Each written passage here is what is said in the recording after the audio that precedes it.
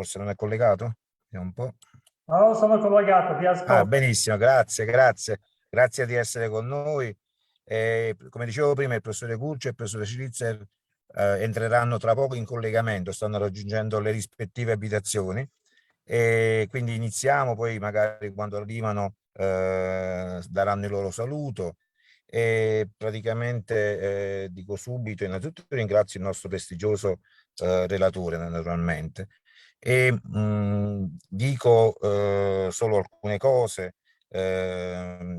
Questa lezione dal titolo molto accattivante, perché chiaramente insomma il ruolo della diplomazia nella ricerca della pace è sicuramente una traccia importante per chi fa ricerca su temi come pace e guerra, come conflitto, come fondamentalmente poi la risoluzione del conflitto, che non sia semplicemente una pacificazione ma che sia pace vera. E questa lezione è la lezione naturalmente che apre, che entra all'interno del corso Educare alla pace, ma che allo stesso tempo è anche la lezione di apertura della Scuola Nazionale di Formazione Sociopolitica Giorgio La Pira. Quindi c'è una combinazione di cose molto importante e che naturalmente inizia tutto questo col passo buono, con un prestigioso relatore e con un tema molto molto sentito da parte nostra. Il nostro relatore è Monsignor Miroslav Vakowski Stanislav ed è sottosegretario per i rapporti con gli stati della Santa Sede, quindi un ruolo prestigioso e lo ringraziamo per essere qui davvero. Non voglio naturalmente, è un amico dell'Istituto Maritain e mi auguro anche della Scuola Rapida da qui a oggi. E naturalmente insomma lo ringraziamo in anticipo e gli lascio, dato che l'ora già è un po' tarda, gli lascio subito la parola per la sua relazione, poi naturalmente faremo, spero, un bel dibattito sulle sue parole. Grazie, le lascio la parola. Grazie mille. Ringrazio per l'invito rivoltomi per il secondo anno a riflettere insieme a voi sull'educazione alla pace e in particolare sulla correlazione tra l'opera della diplomazia e il desiderio della riconciliazione. In occasione della festa nazionale della Repubblica di Corea, il 7 ottobre scorso, l'arcivescovo Paul Gallagher, segretario per rapporti con gli Stati e le organizzazioni internazionali della Santa Sede, riassumeva il senso profondo dell'azione diplomatica della Santa Sede, che sempre è mossa, come diceva Paolo VI, dalla passione per la pace, per la speranza e per il rispetto reciproco di tutti i popoli in questi termini. Cito: oggi è urgente promuovere un'autentica cultura di pace, basata sulla promozione del dialogo nel rispetto del diritto internazionale, che possa assicurare la pacifica convivenza dei popoli e favorire per così dire, ius contra bellum. Tale posizione è ancor più valida considerando l'attuale situazione geopolitica che vede gravemente minacciata la pace nel mondo. Fine.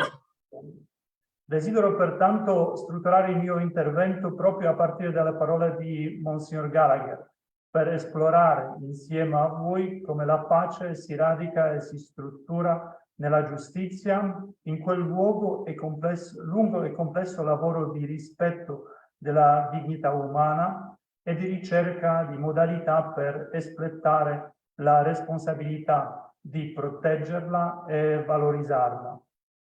All'inizio di questo percorso dovremmo porci anzitutto una domanda: che cosa vuol dire coniugare concretamente pace e diplomazia?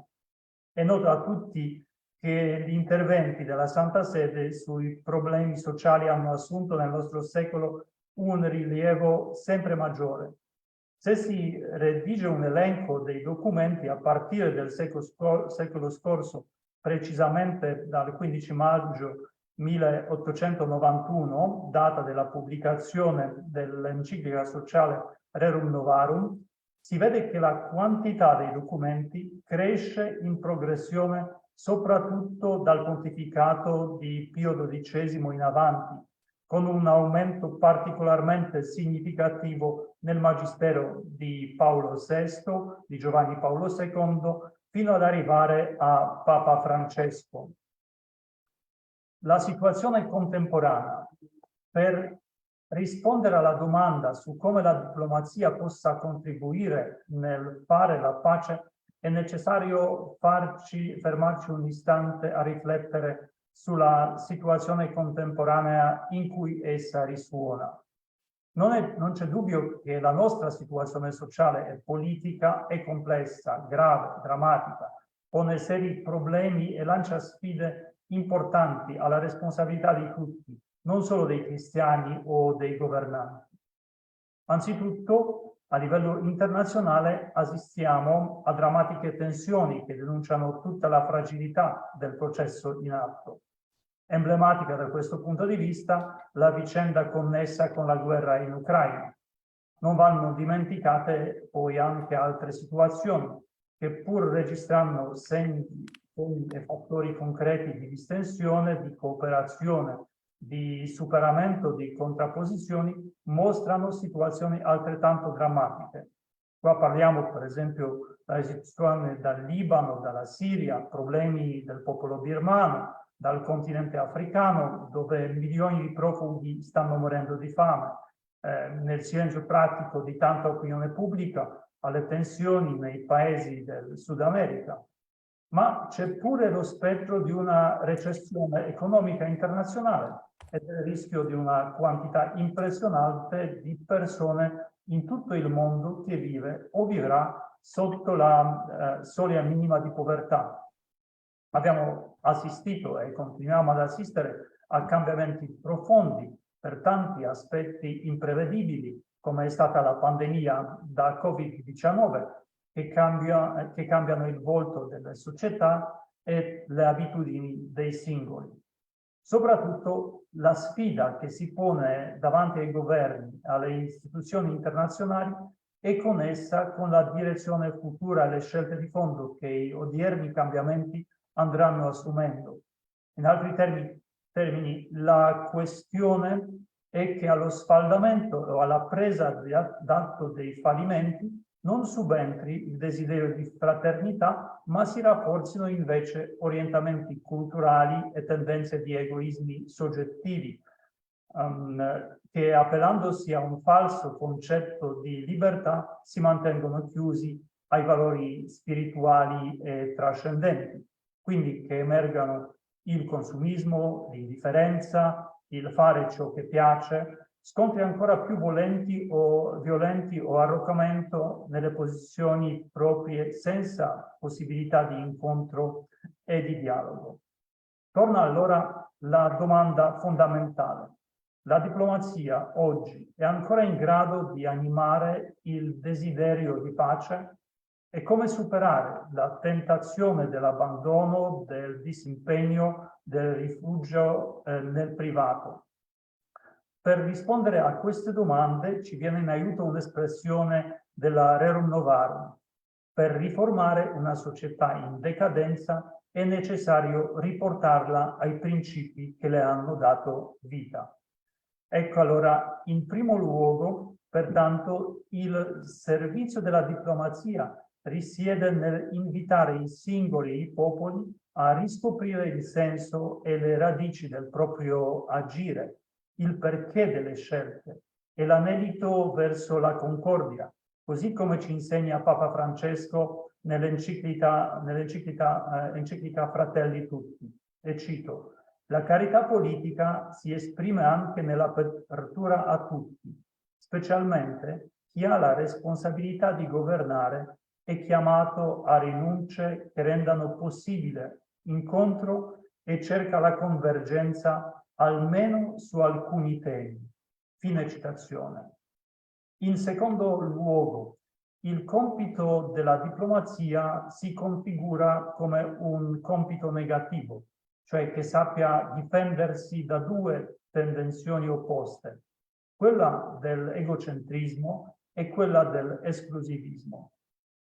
La diplomazia deve ogni giorno riscoprire e promuovere la persona umana e mettersi a servizio della società. Potrebbe però sorgere un dubbio. Questo sforzo non sarà per caso un'illusione? Non sarà una fatica inutile, senza possibilità alcuna di successo? Per risolvere davvero questo dubbio c'è bisogno non di una semplice assicurazione umana, bensì della virtù teologale della speranza. Non una speranza effimera, costruita da noi, ma quella che affonda sue radici nella trascendenza. Da un punto di vista cristiano, la speranza non è un'illusione, piuttosto essa fa quotidianamente i conti con il rischio dell'insuccesso e si basa sulla certezza che vale la pena combattere per obiettivi buoni, perché tutto il potere del male non potrà mai distruggere ciò che Cristo attrae a sé nella forza della sua risurrezione.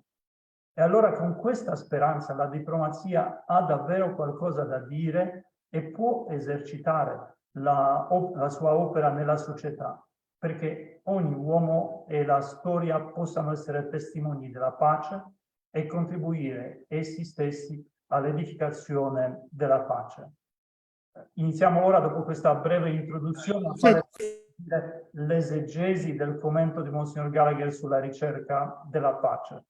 Anzitutto bisogna promuovere un'autentica cultura di pace. Per comprendere cosa si intenda per cultura di pace, mi rifaccio alle sorgenti della cultura occidentale e medio orientale, che trova nel testo biblico la fonte per eccellenza. Nella Bibbia, infatti, il tema dello shalom sgomenta chiunque lo approcci per la sua vastità teologica, spirituale e culturale. È un tema immenso, denso di significati. Basta pensare soltanto ai vari significati che ha la parola shalom nella Bibbia ebraica.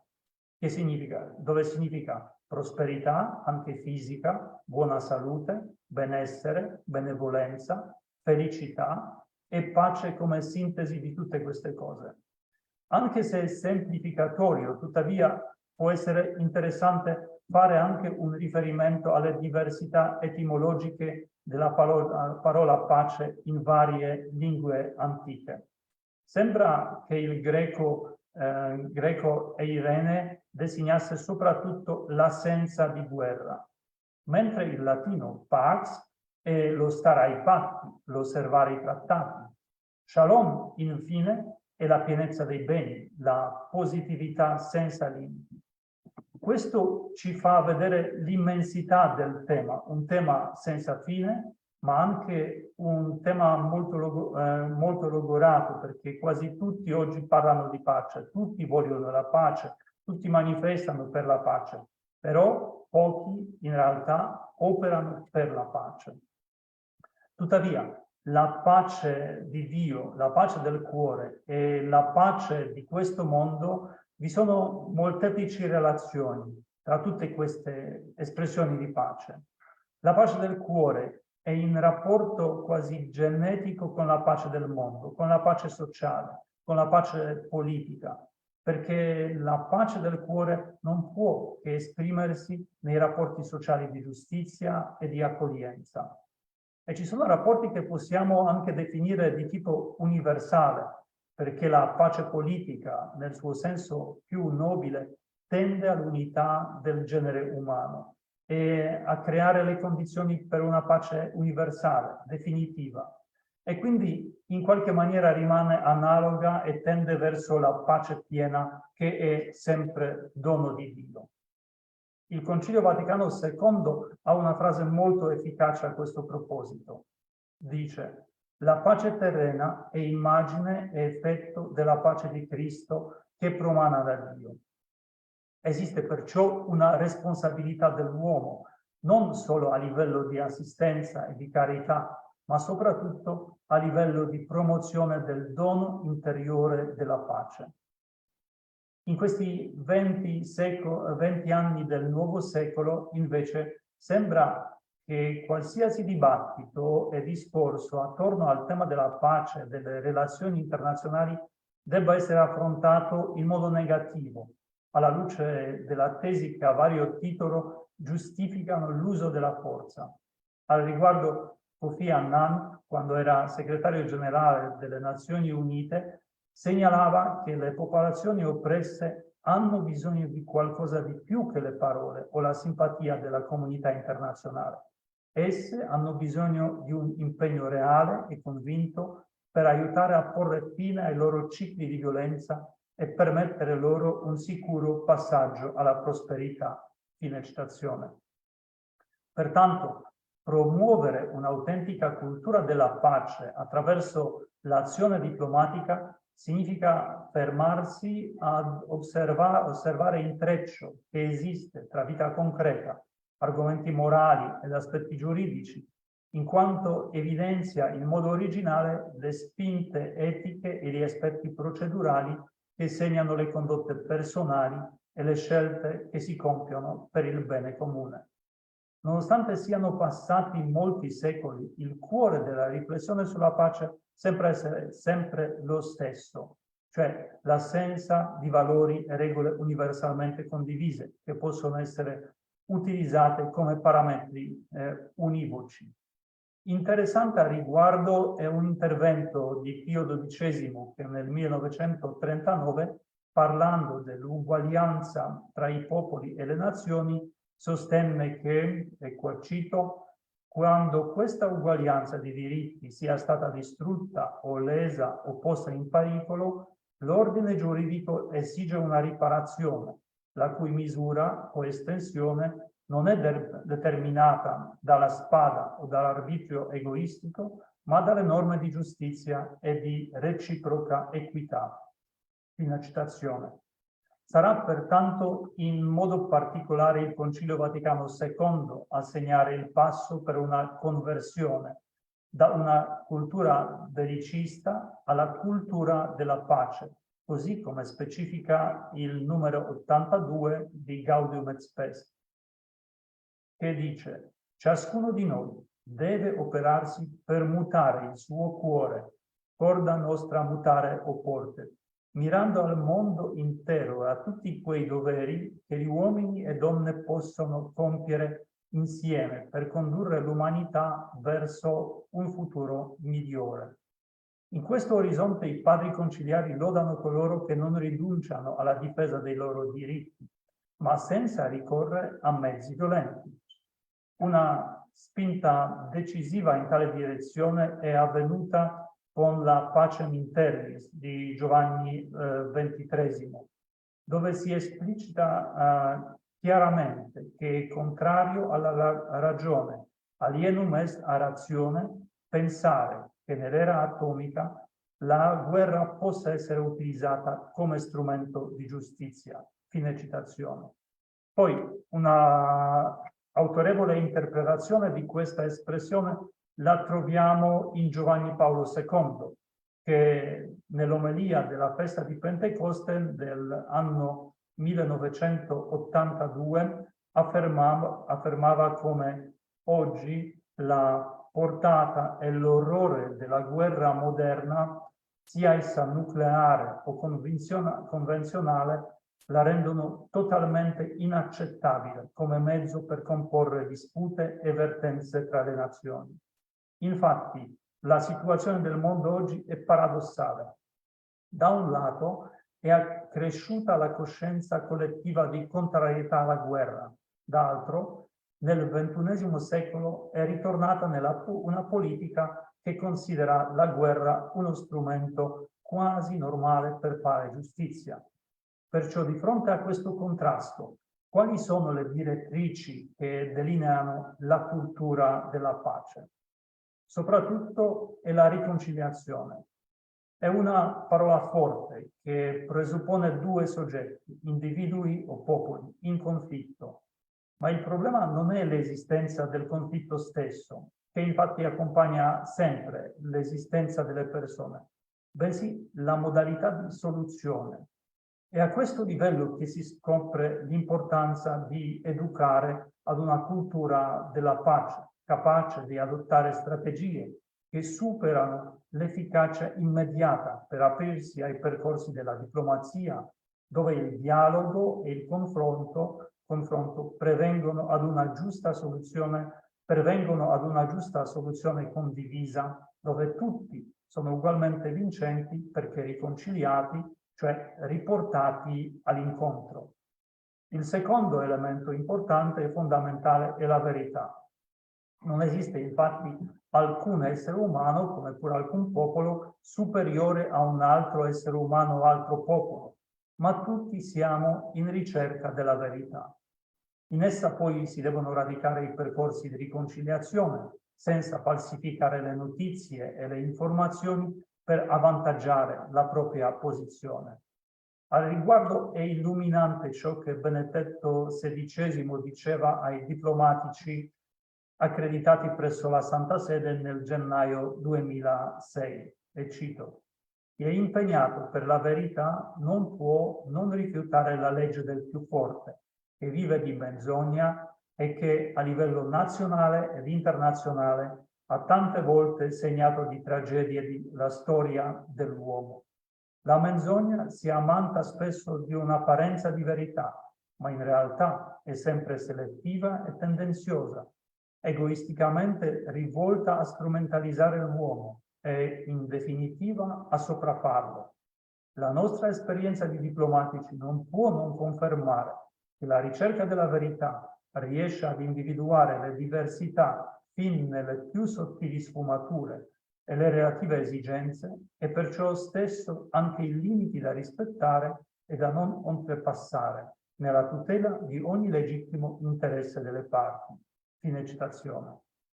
Il terzo elemento altrettanto importante è la giustizia e il rispetto della dignità dei diritti altrui, in quanto ciascuno rispetta nell'altro ciò che al contempo suo e dà a ciascuno ciò che è proprio. Infatti la giustizia rappresenta il significato più profondo della relazione e dell'incontro, perché esige che si procurino a tutti i mezzi necessari per vivere e per vivere in modo degno dell'uomo. Nella lettera enciclica per il mese di maggio 1965, invitando a pregare per la pace nel mondo, Papa Paolo VI ricordava che la pace vera è quella fondata sulle basi salde e durevoli della giustizia e dell'amore. Giustizia resa al più debole non meno che la più forte. Amore che tenga lontano i traviamenti dell'egoismo, in maniera che la salvaguardia dei diritti di ciascuno non degeneri in dimenticanza o negazione del diritto altrui. Quarto elemento molto importante è la solidarietà. Questo significa non lasciare nessuno per strada, così come il Vangelo ci insegna con la parabola del buon samaritano.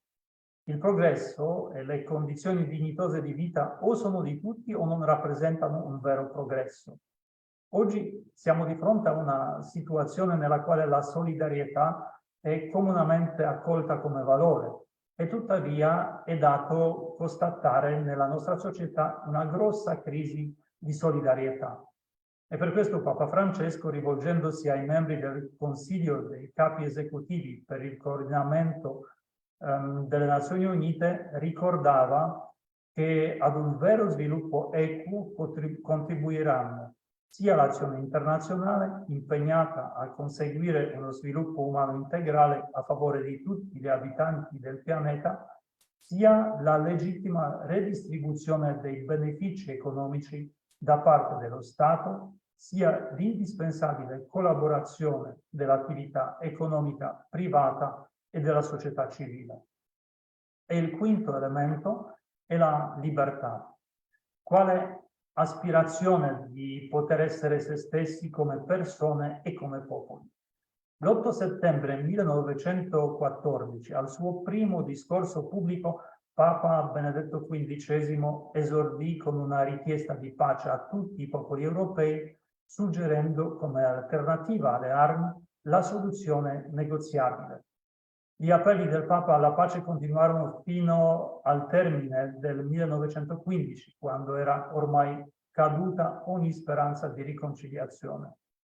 Un richiamo alla pacificazione venne reiterato il 10 novembre 1915 con l'enciclica Ad Beatissimi. Fin qui nulla di nuovo, se non fosse per il fatto che nella presentazione del testo si faceva per la prima volta riferimento a dei principi nuovi per la comunità internazionale, principi che richiamarono l'aspirazione di libertà della natura umana, i diritti e le aspirazioni dei popoli, l'equilibrio del mondo e la sicurezza internazionale. Il pontefice si faceva precursore dei principi che diverranno pilastri del diritto internazionale: l'autodeterminazione dei popoli, la libertà dei mari, il disarmo, l'arbitrato internazionale. Nel documento il Papa chiarisce che il principio di nazionalità va inteso nel senso di libera volontà dei popoli e non invece come semplice ritaglio territoriale su base etnica. Se promuovere una cultura di pace allora è il primo passo per progettare il futuro, le fondamenta si costruiscono nel primo: promuovere spazi e tempi di dialogo. Quando ci si concentra sull'uomo, la sua dignità, ogni altra persona che incontriamo non può mai assumere il volto di un nemico. Infatti, ciascun individuo è un compagno di viaggio con il quale è fondamentale, oltre che conveniente, stringere un rapporto, un dialogo. Oggi la tentazione è quella dello scontro di civiltà, di considerare il dialogo come un'opzione debole. Solo che chi non crede alla via del dialogo dovrebbe prima esibire le prove che esiste un'altra via. Il punto infatti non è affermare la propria verità, ma risolvere i problemi, avviare processi di riconciliazione, garantire, costruire e garantire diritti. Darsi della propria condizione di vessati aggrava i problemi, allontana le parti e riduce anche i diritti acquisiti. Tutto sommato è quello che fece Giovanni Paolo II quando invitò gli ambasciatori del Patto di Varsavia a tornare in Vaticano appena cominciò il suo pontificato. Questo parla di diplomazia e soprattutto quella della Santa Sede, consapevole che anche nei casi peggiori come le invasioni militari il dialogo puzza, sì, ma si deve fare. Evitare che il mondo si strappi è un presupposto per conseguire la riconciliazione nei tempi e nei modi possibili, fermo restando che poi la storia si incaricherà di distribuire i giusti dividendi e che il vero risultato sarà migliorare la libertà e la dignità dell'umanità. Nell'insegnamento della Chiesa, la via del dialogo che ha avuto in San Paolo VI il suo grande profeta trova il suo fondamento nell'intenzione stessa di Dio e il suo archetipo in quel dialogo della salvezza che Dio stesso intrattiene con l'umanità da inizio dei tempi. Presentando il dialogo della salvezza, Paolo VI dichiarava la chiarezza, la mitezza, la fiducia e la prudenza pedagogica come caratteristiche essenziali che solo permettono l'unione della verità con la carità, dell'intelligenza con l'amore. Nella sua enciclica Fratelli Tutti, Papa Francesco conferma questa visione, affermando che tra le religioni è possibile un cammino di pace. Il punto di partenza deve essere lo sguardo di Dio, perché Dio non guarda con gli occhi, Dio guarda con il cuore. E l'amore di Dio è lo stesso per ogni persona, di qualunque religione sia. Fine citazione.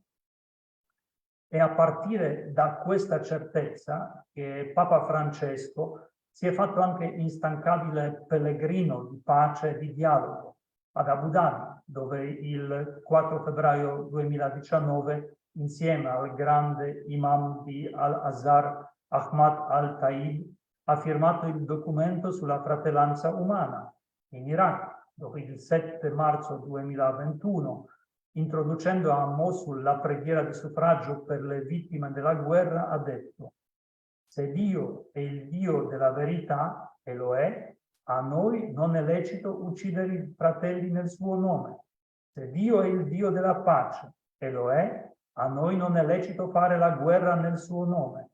Se Dio è il Dio dell'amore, e lo è, a noi non è lecito odiare i fratelli. Fine citazione. Nel mondo attuale, ancora così lacerato dalle tensioni, guerre, genocidi e ora profondamente ferito anche dalla guerra, la via del dialogo come via dell'amicizia può apparire fragile, ma è l'unica via che può infrangere muri e costruire ponti di vera fraternità, al di là di ogni differenza. Prima di proseguire nel terzo quadro che illustra il ruolo della diplomazia nella ricerca della pace, permettetemi di ripetere e fissare queste 4 caratteristiche essenziali suggerite da Paolo VI, che definiscono un dialogo per una diplomazia seria, cioè chiarezza, mitezza, fiducia e prudenza pedagogica. Le ripeto perché le ritroveremo nelle successive riflessioni spiegate in modi differenti, ma sempre sullo sfondo delle azioni e dei progetti diplomatici per la pace. Chiarezza, mitezza, fiducia e prudenza pedagogica. Promuovere il rispetto del diritto internazionale. L'articolo 28 della Dichiarazione Universale dei Diritti Umani così recita: ogni individuo ha diritto ad un ordine sociale e internazionale nel quale i diritti e le libertà enunciati in questa dichiarazione possano essere pienamente realizzati. Parafrasando il testo, potremmo dire che l'articolo sancisce il diritto umano alla pace, pace interna e pace internazionale, pace nella giustizia, una giustizia che è anche giustizia sociale e economica. La pace proclamata dall'articolo 28 è una pace positiva, intesa come la costruzione di un sistema di istituzioni, di relazioni e di politiche di cooperazione.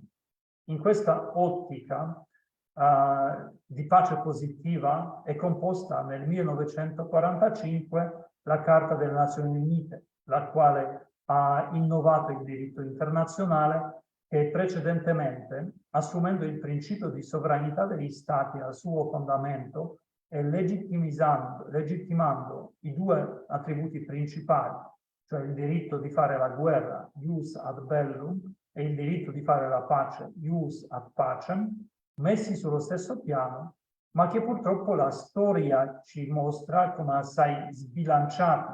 Infatti, l'esercizio del diritto di fare la guerra ha di gran lunga prevalso sull'esercizio del diritto di fare la pace. Il diritto internazionale, basato sulla Carta delle Nazioni Unite, definisce la guerra come flagello, la ripudia e la interdice. L'uso della forza militare per fini diversi da quelli tipici della guerra, dunque per fini di giustizia, cioè difendere la vita delle popolazioni, salvaguardare l'ambiente, le infrastrutture vitali, catturare i presunti criminali e consegnarli ai tribunali internazionali, eccetera, è avocato all'ONU quale autorità sopranazionale deputata a gestire il sistema di sicurezza internazionale.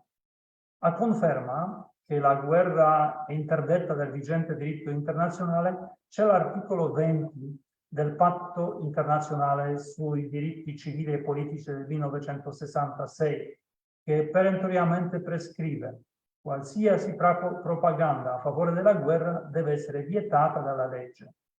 E la Carta delle Nazioni Unite è coerente. La guerra è vietata e gli Stati sono obbligati a far funzionare il sistema di sicurezza collettiva, anche per prevenire il ricorso all'articolo 51 della Carta, il quale a titolo di eccezione rigorosamente circostanziata prevede che gli Stati possano usare lo strumento militare per respingere un attacco armato, con l'obbligo però di immediatamente informare il Consiglio di sicurezza perché metta la situazione sotto la propria autorità e il controllo. Qual è il contenuto dell'obbligo degli Stati di costruire la pace positiva? A titolo indicativo è impegnarsi con determinazione, far funzionare le Nazioni Unite e le altre legittime istituzioni multilaterali, disarmare, educare al rispetto dei diritti umani e formare il personale militare per le funzioni di pace positiva, non intralciare le attività di cooperazione e di solidarietà internazionale. Inoltre, i principali diritti umani sono oggi oggetto di una tutela che non è solo statale, ma sovranazionale, nella misura in cui la Dichiarazione universale del 10 dicembre 1948 ha sancito la difesa dei diritti dell'uomo, quantomeno di quelli 30 diritti in essa sanciti, come problema di tutti gli Stati, insieme e non solo come Stati singoli. È da quel momento che la storia ha segnato un passaggio straordinario. Non solo ogni Stato ha riconosciuto il suo obbligo di proteggere i diritti umani del proprio popolo, ma ha anche riconosciuto l'obbligo di rispettare i diritti umani di altri popoli. Ciò significa che nei 50 anni la politica, almeno sotto questo punto di vista, ha preso davvero una direzione etica coerente con i suoi scopi. I governi degli Stati del mondo hanno aderito a una serie di raccomandazioni e trattati allo scopo di riconoscere, rispettare, difendere e tutelare i diritti umani e la pace internazionale, seguendo le esigenze poi delle proprie popolazioni o almeno agendo in maniera rispondente ad esse. Quanto al mantenimento della pace, all'uso della forza, come abbiamo detto poco fa, la Carta delle Nazioni Unite si basa essenzialmente su 3 principi e strumenti fondamentali. Il divieto della minaccia dell'uso della forza, di cui all'articolo 2, paragrafo 4, la legittima difesa individuale e collettiva in caso di attacco armato, di cui all'articolo 51, il sistema di sicurezza collettiva ad opera del Consiglio di sicurezza, di cui al capitolo 7 della Carta stessa. Vorrei pertanto chiarire questi 3 passaggi in relazione all'opera della diplomazia per la pace. Il divieto generale dell'uso della forza, stabilito all'articolo 2, paragrafo 4 della Carta delle Nazioni Unite, e indica una disposizione fondamentale nel sistema, la cui importanza è unanimemente sottolineata. Essa vieta non solo l'uso della forza, ma anche la minaccia di tale uso.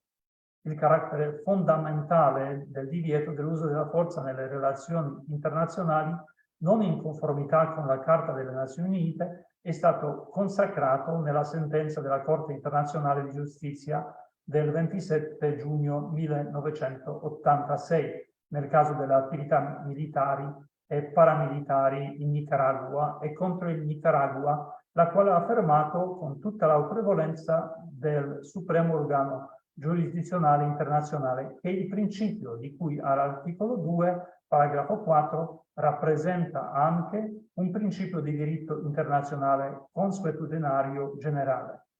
E qui appena il caso di ricordare come gli obblighi derivanti dalla Carta, in virtù del principio fissato nell'articolo 103 della Carta stessa, prevalgono su tutti i diversi obblighi imposti da altri trattati internazionali. La norma di cui all'articolo 2, paragrafo 4, rappresenta dunque un vero e proprio diritto internazionale inderogabile. Secondo elemento, l'eccezione della legittima difesa in caso di attacco armato. Definito all'articolo 51 della Carta, costituisce l'altro caposaldo del sistema delle Nazioni Unite. Va qui subito chiarito che l'esercizio di questo diritto deve costituire la risposta ad un attacco armato e non può di conseguenza essere una misura preventiva atta ad evitare un futuro anche imminente attacco armato altrui. Anche in questo caso la Carta delle Nazioni Unite ha profondamente innovato il diritto internazionale classico, che invece conosceva la legittima difesa preventiva e che anche all'epoca della Società delle Nazioni e del patto Briand-Kellogg lasciava agli Stati libertà in merito. A riguardo è generalmente affermato che l'azione di legittima difesa deve essere necessaria, proporzionale e immediata. E con queste tre qualificazioni si intende sostenere, primo, che l'azione deve essere intrapresa assolutamente per poter resistere e respingere l'attacco armato. Due, che l'azione deve essere commisurata non solo all'attacco subito, ma soprattutto al fine che persegue, che è quello di ripristinare la situazione precedente l'attacco. E terzo, che l'azione deve essere ragionevolmente immediata, nel senso di non essere separata temporalmente e finalisticamente dall'attacco subito, tanto da essere ritenuta piuttosto una vera e propria rappresaglia. Il meccanismo dell'articolo 51 prevede che l'azione di legittima difesa individuale e collettiva sia immediatamente comunicata al Consiglio di sicurezza e poi cessi al momento in cui il Consiglio di sicurezza adotta le misure necessarie per il mantenimento e il ristabilimento della pace e della sicurezza internazionale. Il terzo elemento sono le operazioni di peacekeeping e di peace enforcing, così come indicato dal capo settimo della Carta. Queste prevedono un meccanismo di azioni per il mantenimento della pace e il suo ristabilimento, condotte direttamente dal Consiglio di sicurezza con forze militari messe a sua disposizione da parte degli Stati membri, sulla base di accordi a stipularsi ai sensi dell'articolo 43. Non essendo mai stati stipulati questi accordi, il meccanismo ha funzionato mediante azioni degli Stati autorizzati dal Consiglio di sicurezza o mediante azioni più limitate, decise dal Consiglio e gestite dal Segretario Generale, secondo le direttive del Consiglio stesso. Le azioni, comunemente definite di peacekeeping, hanno inizialmente preso la forma di invio di osservatori e colpi militari al fine di vigilare su tregue ed armistizi e successivamente, soprattutto nel corso degli anni 90, hanno assunto forme più incisive ed importanti, a volte imponendo soluzioni pacifiche alle parti in conflitto, prendendo così il nome di azioni di peace enforcing, a volte tendendo alla ricostruzione dei paesi distrutti dalle ostilità, ad assicurare il rispetto dei diritti umani, ad organizzare amministrazione civile e a preparare e controllare lo svolgimento delle elezioni politiche, prendendo il nome di azioni di peace building. Questo lungo excursus sul tema del diritto internazionale e sulla necessità di implementarlo attraverso il sistema multilaterale, che rimane imprescindibile per l'azione diplomatica in favore della pace, ci introduce alla quarta direttrice della nostra riflessione, cioè a favorire uno ius contra bellum. Nei precedenti paragrafi ho accennato al sistema come il sistema di sicurezza collettiva, così come oggi sia sviluppato, principalmente in risposta alle due devastanti guerre. Il sistema internazionale, in cui la guerra faceva parte della politica internazionale, è considerata come un'estensione del diritto di uno Stato sovrano di perseguire l'interesse nazionale. Lasciò allora il posto all'idea di un sistema di sicurezza collettiva, basato sul rispetto del diritto internazionale e delle istituzioni di sicurezza. Parte di questo allontanamento della politica di potere a livello internazionale ha comportato un allontanamento da quello che era noto come ius ad bellum, o il diritto che gli Stati avrebbero affermato per usare la guerra nell'interesse nazionale. Lo ius ad bellum non era limitato da vincoli legali nella misura che abbiamo oggi nella Carta delle Nazioni Unite, nel diritto internazionale consuetudinario.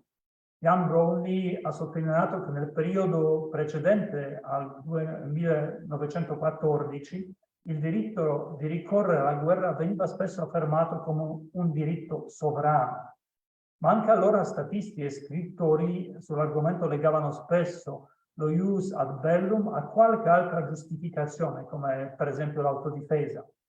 Nel 1928, con la conclusione del cosiddetto patto Kellogg-Briand, un trattato generale per la rinuncia alla guerra come strumento di politica nazionale, le parti contraenti dichiararono che la guerra non sarebbe più utilizzata come strumento di politica nazionale o per risolvere controversie internazionali. Questo, secondo Yoram Dinstan, è stato il momento storico in cui il diritto internazionale è passato dallo ius ad bellum allo ius contra bellum.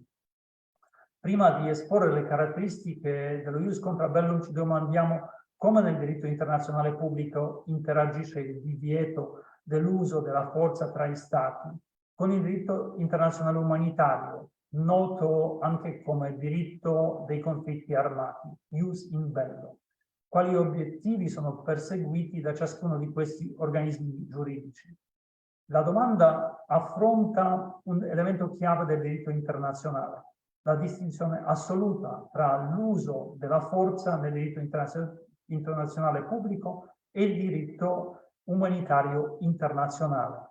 Mentre lo ius contra bellum disciplina le norme relative alla legittimità dell'uso della forza da parte degli Stati e soprattutto la responsabilità di proteggere la dignità umana, lo ius in bellum pone in essere regole umanitarie che devono essere rispettate in tempo di guerra.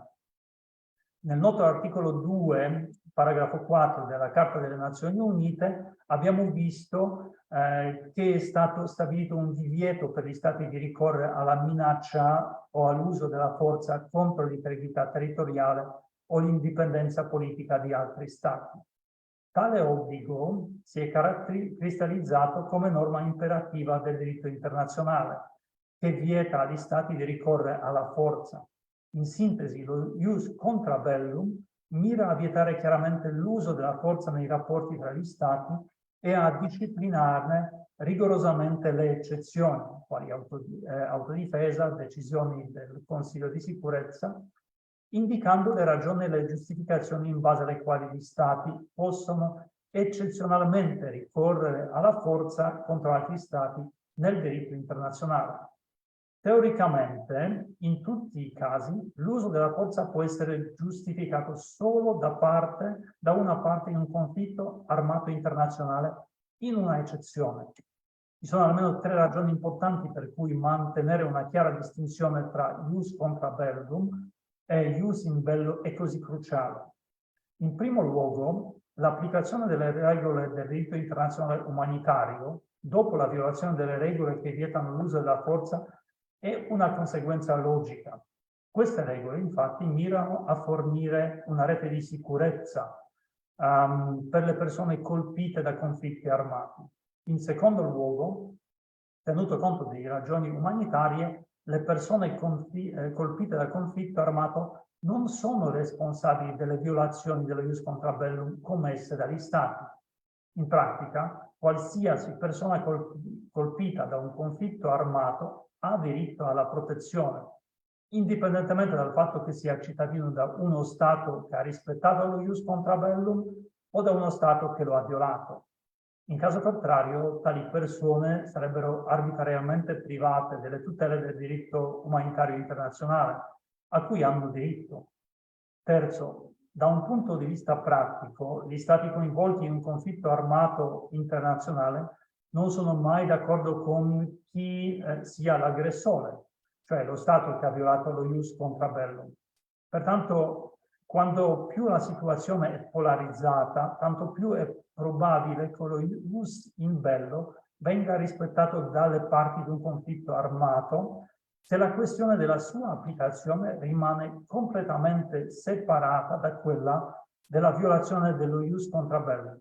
Infatti, ai sensi dell'articolo 1, comune alle 4 convenzioni di Ginevra del 1949, tutte le parti sono vincolate dalle stesse norme ius in bello, che limitano gli effetti della guerra. Oggi, come più volte ha ricordato Papa Francesco, esiste la terza guerra mondiale a pezzi contro ogni attesa di pace nata a partire dalla caduta del sistema bipolare. I conflitti oggi sono guerre di quarta generazione, in cui sono cambiati i soggetti, lo scenario geopolitico. E le guerre pongono il problema del rapporto con la pace e con la giustizia. Il diritto alla pace come diritto umano e come valore costituzionale non è ancora riconosciuto. Infatti, se riconosciuto, renderebbe illegittime tutte le guerre. Il diritto alla pace richiede l'eliminazione delle ingiustizie generate dalle guerre giustificate a ragioni e parole deviate. La legittimazione della guerra, ius ad bellum, e le regole di condotta, ius in bello, interessano diversi settori, quali quello teologico, filosofico, storico e giuridico. Ecco perché la definizione di un, per così dire, ius contra bellum non è un ideale pacifista, ma una necessità per l'equilibrio della comunità internazionale che lo stesso diritto internazionale chiede. Infatti, dare consistenza ad un ius contra bellum significa dare forma a norme in grado di sviluppare, attualizzare e soprattutto imporre gli strumenti già previsti dall'ordinamento internazionale per risolvere pacificamente le controversie e scongiurare il ricorso alle armi. Vi ringrazio per il momento perché credo che ho già parlato troppo, fin troppo, visto che c'è anche il professor Switzer che ci ascolta, magari lascio ora la parola a lui per fare l'introduzione a quello che ho già fatto. Grazie. Grazie Monsignore e buonasera a tutti. Io saluto Monsignor Bacoschi, lo ringrazio, mi scuso per il ritardo, ma sono sincero, alle 4 sono arrivato puntuale alla Pontificia Università Lateranense perché ero convinto che l'evento fosse in presenza e quindi mi sono collegato con un po' di ritardo, ma ho ascoltato gran parte del suo intervento, che è stata una vera e propria lezione di cui faremo tesoro. E voglio sottolineare che avere la presenza di un sottosegretario della Segreteria di Stato Vaticana non è una cosa che capita tutti i giorni, quindi ringrazio Monsignor Bacoschi per la sua disponibilità e anche per il supporto che ci dà nella sua qualità di Presidente della Fondazione Mondo Unito, quindi questo lo voglio ricordare. Avremmo potuto avere questo seminario in presenza, ma forse non saremmo stati tanti quante sono le persone presenti oggi, perché qui sullo schermo vedo che abbiamo più di 50 persone in collegamento anche da altre parti, dalle altre parti d'Italia. E quindi inviterei adesso qualcuno a fare qualche intervento, ma diciamo prima di questo vorrei io dire qualcosa, un pensiero è semplicemente questo. Io penso che le diplomazie stiano giocando un ruolo molto spesso nascosto, che non si vede in questa situazione così complicata, dove in realtà abbiamo tanti conflitti, ma ce n'è uno in particolare molto importante che ha colto il mondo di sorpresa, perché è un conflitto che coinvolge delle superpotenze, cioè c'è la Russia, l'Europa, gli Stati Uniti. E questa è una cosa molto inattesa, quindi io credo che tutte le diplomazie siano al lavoro. È un lavoro sotterraneo, molto spesso non visibile, che si fa.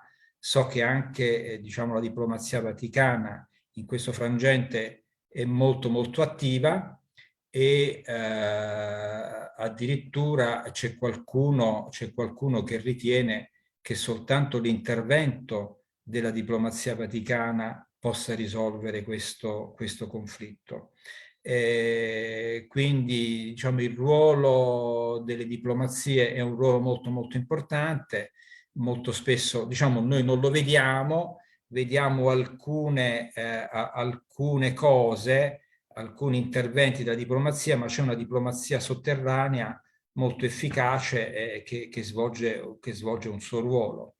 E certo, Monsignor Bakowski ci ha dato poi degli elementi per poter inquadrare anche un po' questo conflitto, dove indubbiamente c'è uno Stato che è stato invaso, che è stato attaccato e che quindi si difende, quindi non ci sono dubbi, diciamo, su come interpretare il diritto dell'Ucraina a difendersi, e poi c'è uno Stato aggressore che diciamo ha aggredito questo paese e si sta macchiando anche di violazioni importanti dei diritti umani, e quindi diciamo ci si può anche chiedere sul piano del diritto internazionale quanto sia giusto l'infierire contro le infrastrutture di un paese, diciamo l'infierire contro la popolazione civile che è costretta a vivere, a passare un inverno al freddo senza acqua. Ecco, quindi tutte queste cose ci portano un po' ad interrogarci anche su quello che sarà il dopo per la Russia, come questo paese verrà giudicato e considerato quando la pace ci sarà, perché prima o poi ci sarà, come sarà la Russia, diciamo, considerata. Io vedo una Russia che resterà isolata dal resto del mondo.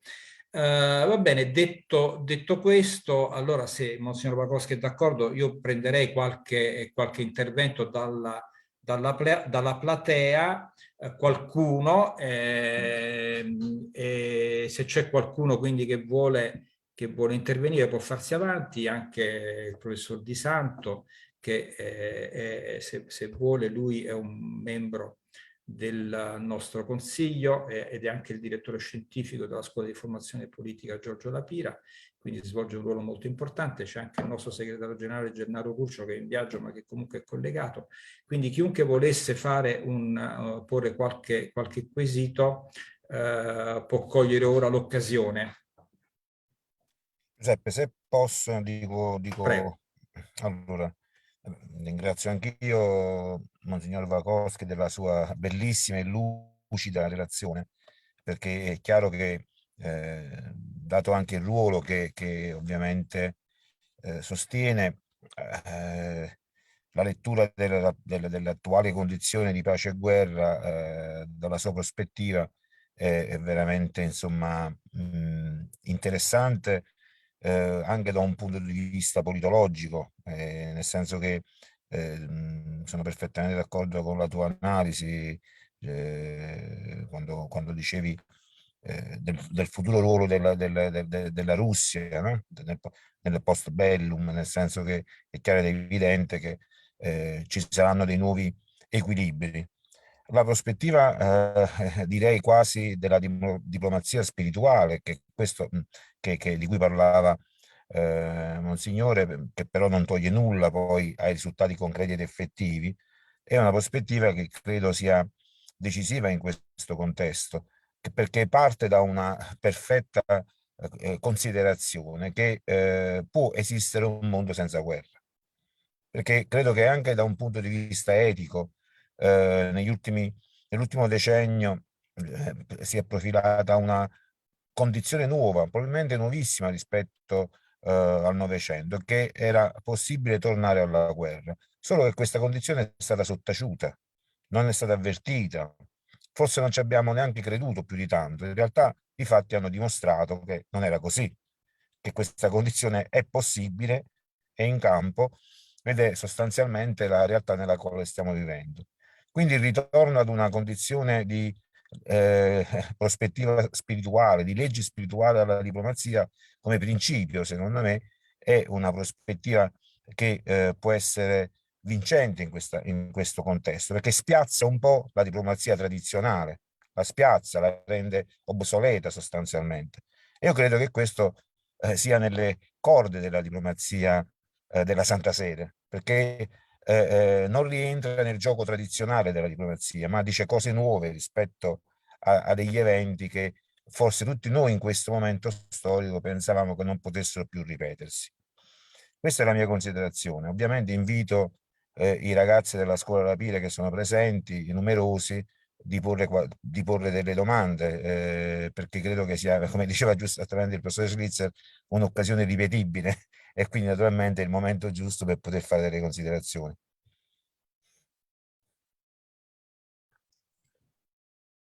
Grazie Luigi. C'è qualcuno che vuole intervenire?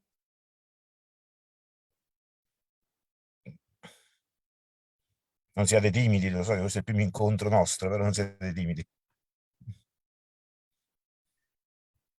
Naturalmente, Monsignore, la sua dotta e lunga relazione, credo che lei ce la possa poi lasciare, ci possa lasciare il documento. Abbiamo registrato tutto, Giuseppe. Ah, è stato registrato, va bene. No, Avere il documento scritto comunque sarebbe meglio. penso utile per gli studenti, che diciamo che è un intervento molto articolato, quindi credo soprattutto per gli studenti sarebbe importante avere anche il testo scritto. certamente lo manderò, e per quanto riguarda le domande, se non saprò o non potrò rispondere, semplicemente non lo farò, altrimenti incoraggio tutti anche di fare le domande. E grazie per questa riflessione anche sul futuro, sul dopo la guerra, che naturalmente è ancora a tutti noi sconosciuto, ma comunque tutto il mondo sta già pensando, per esempio, a come ricostruire l'Ucraina. E così dobbiamo anche pensare come guarire questa ferita nel mondo che si è creata con la guerra, anche dal punto di vista della lacerazione dell'ordine internazionale, del diritto internazionale, dei rapporti tra gli stati. E questo sarà veramente una grande sfida. Volevo soltanto aggiungere che qui penso che c'è un elemento importante che l'abbiamo visto con questa guerra, ma anche in generale nell'epoca moderna. Vediamo quanto sia importante di vedere la posizione delle singole persone, che abbiamo visto questo movimento contro la guerra e considerazione che la gente ha che questa è una cosa inaccettabile nel mondo di oggi. Penso che questo influirà anche nel futuro, dopo la guerra, perché chiaramente dovrà essere anche si dovrà anche tener conto di questa posizione della gente, non solo della comunità degli stati, ma anche delle singole persone di questo mondo. Grazie. Certo.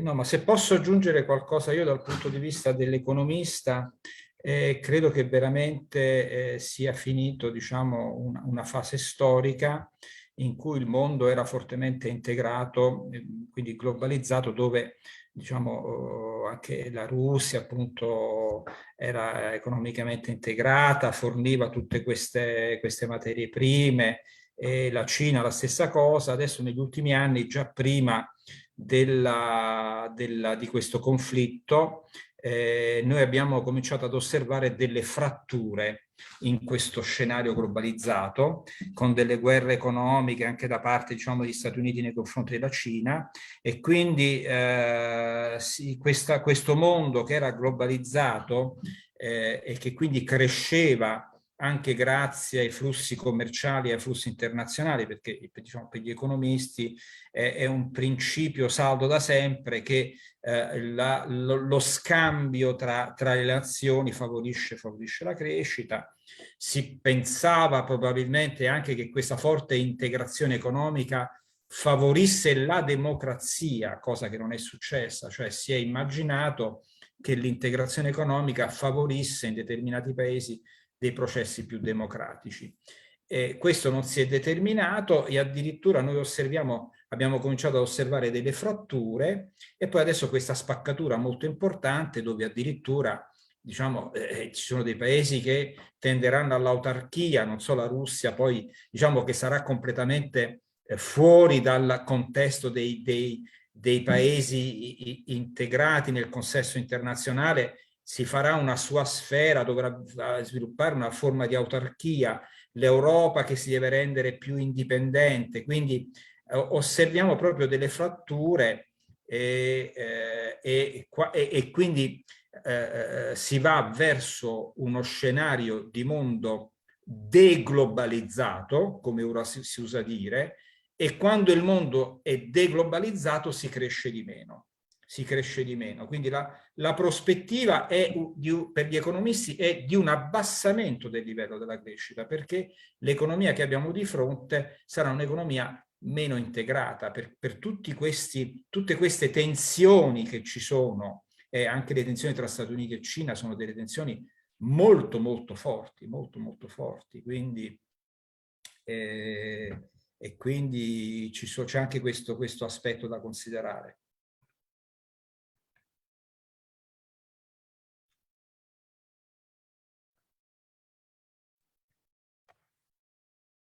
Se ci sono degli interventi, se non ce ne sono, sì, ecco, qualcuno scrive ci scrive che ovviamente è importante avere il cartaceo da Monsignor Rakowski, che ha già detto che ce lo farà avere, perché ovviamente sì, c'è la registrazione, ma è stato un intervento molto strutturato che tutti vogliono avere per studiarlo, perché lo vogliamo studiare questo intervento di Monsignor Rakowski.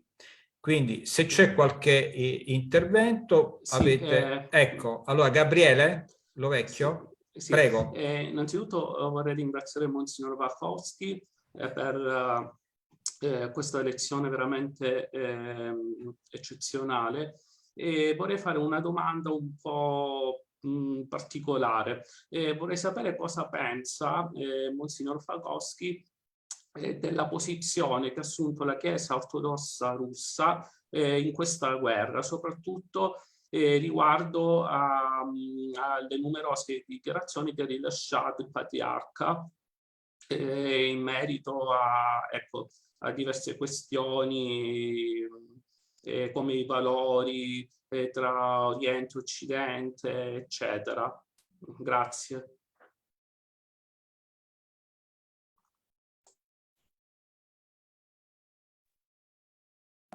Grazie mille.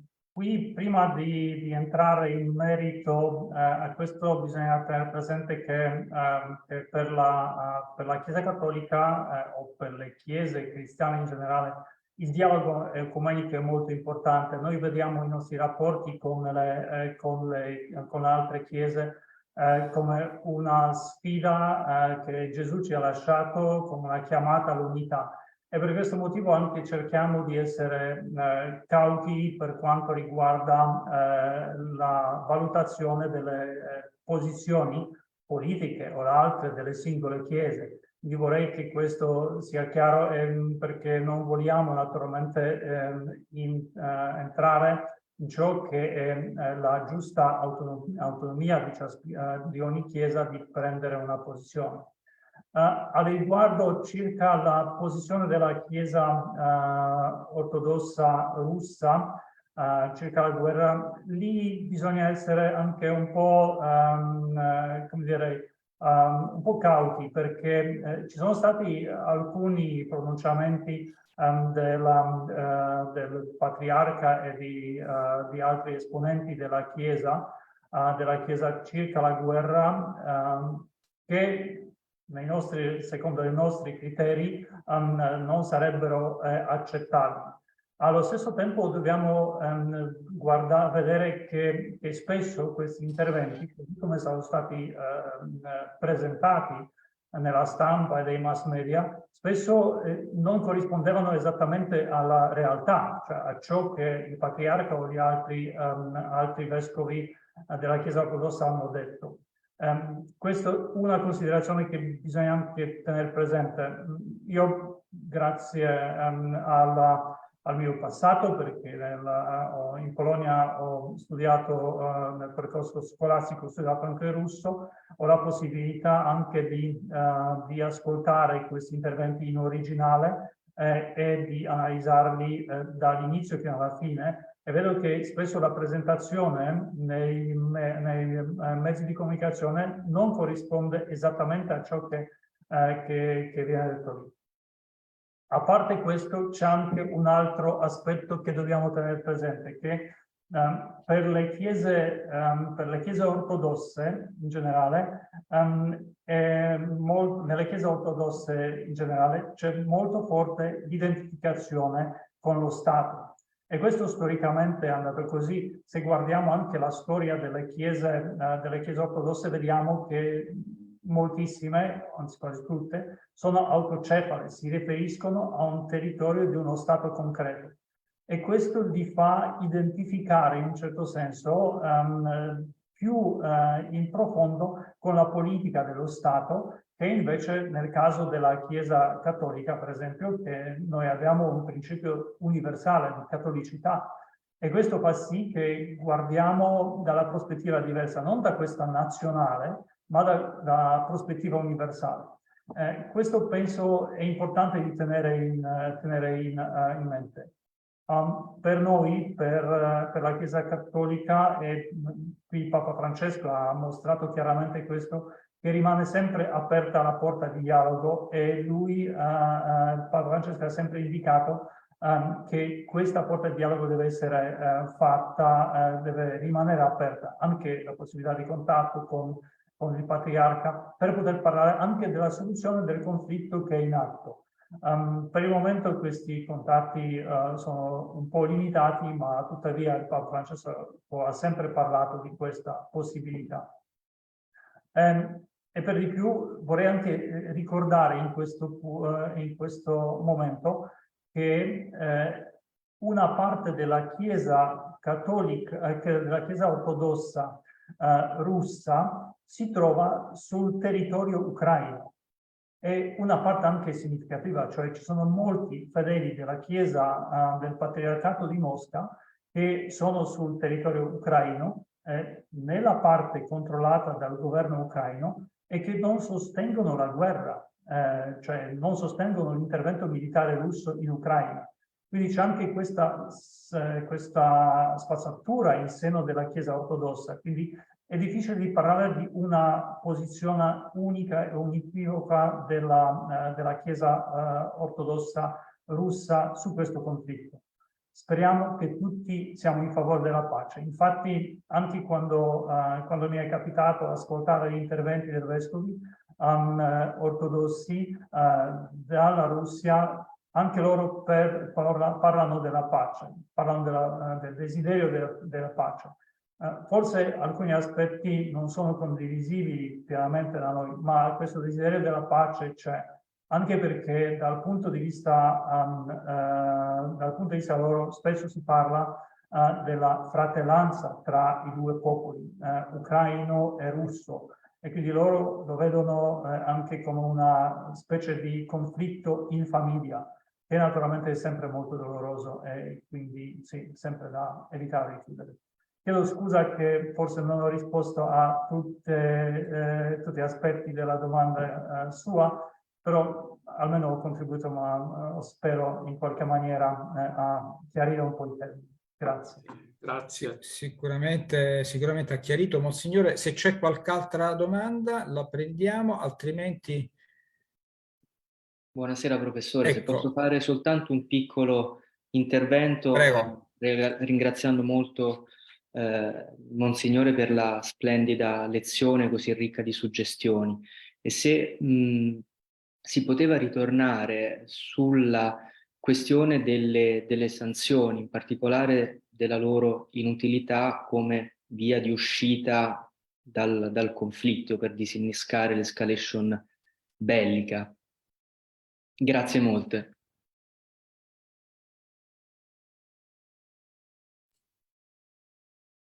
Non so, Monsignore, se vuole intervenire su questo punto. Magari soltanto qualche piccola riflessione. La Santa Sede generalmente non è molto favorevole all'uso dello strumento delle sanzioni per vari motivi, soprattutto perché spesso quelle sanzioni colpiscono le persone che sono più deboli.